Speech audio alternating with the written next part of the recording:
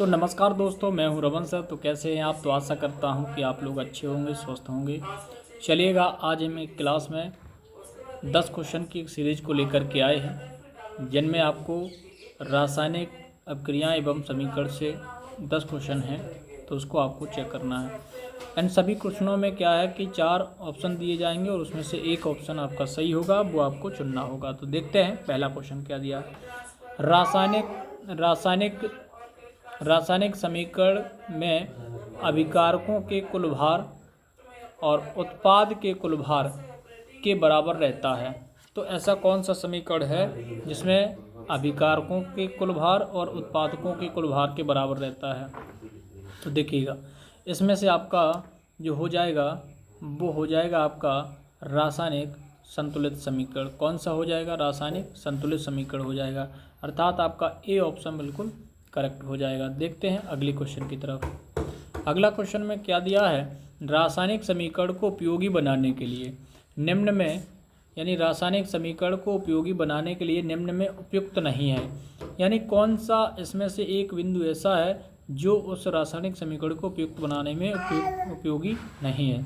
Check करते हैं। पहला कि भौतिक अवस्था का निरूपण। तो भौतिक अवस्था का निरूपण तो करना ही पड़ेगा, ये ऑप्शन आपका सही है, गलत हो जाएगा।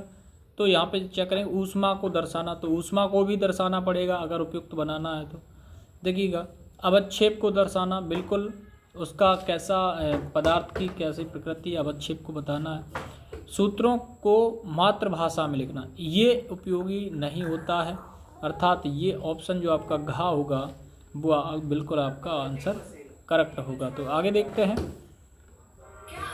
ये क्वेश्चन दिया हमको, निम्न में कौन सी सूचना रासायनिक समीकरण से प्राप्त नहीं होती है, अर्थात नहीं होती है। तो देखिएगा,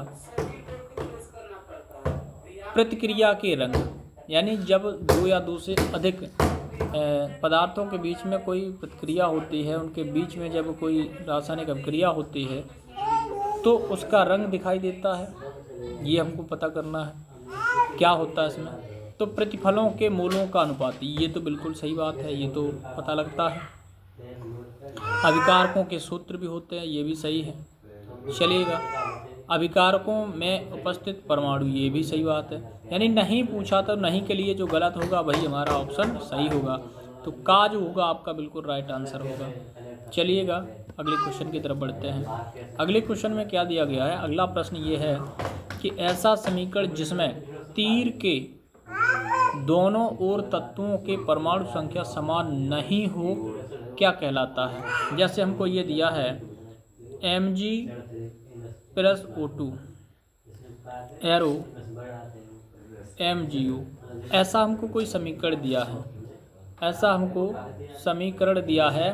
तो ऐसे समीकरण को हम क्या कहेंगे? जैसे कि यहाँ पे Mg का जो परमाणु की संख्या है इसमें वो 1 है और ऑक्सीजन की 2 है, जबकि यहाँ पे 1 है Mg की और 1 है ऑक्सीजन की।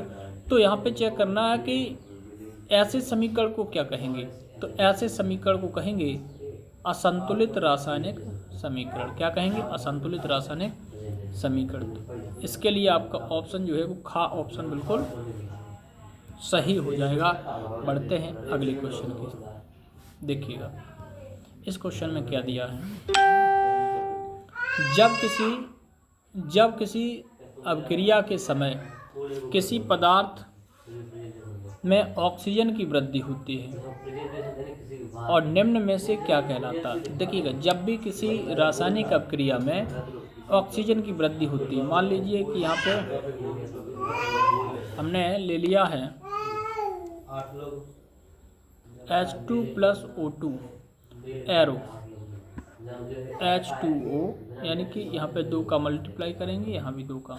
तो ये जो रासायनिक समीकरण होगा ये किस प्रकार का रासायनिक समीकरण है? अर्थात इसमें हाइड्रोजन के साथ देखिएगा क्या हो रहा है, ऑक्सीजन की वृद्धि हो रही, जुड़ रहा है। तो अर्थात यहाँ पे उपचयन होगा। क्या होगा? उपचयन। का ऑप्शन जो आपका होगा बिल्कुल करेक्ट आंसर होगा। चलिएगा, आगे बढ़ते हैं। ग्लूकोज का रासायनिक सूत्र निम्नलिखित में कौन है? तो देखिएगा, ग्लूकोज का सूत्र क्या होता है? ग्लूकोज का सूत्र होता है, देखिएगा ग्लूकोज का जो सूत्र होता है C6H12O6। क्या होता है? C6H12O6।